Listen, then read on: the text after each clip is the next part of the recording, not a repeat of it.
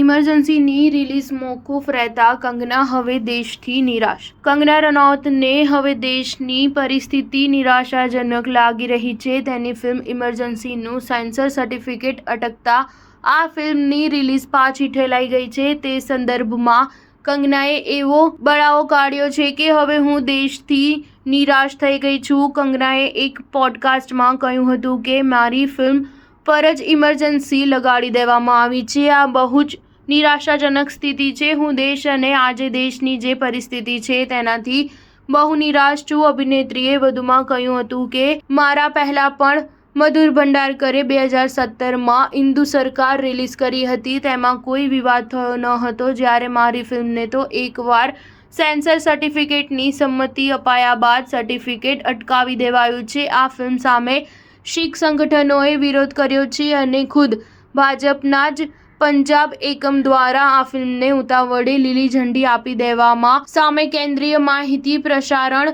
મંત્રાલયને ચેતવણી અપાઈ છે. ફિલ્મનું સેન્સર સર્ટિફિકેટ અટકી પડતા આગામી તારીખ 6 સપ્ટેમ્બરે થનારી ફિલ્મની રિલીઝ અટકી ગઈ છે. સ્ટાર ન્યૂઝ 7 હંમેશા સચ્ચાઈની સાથે.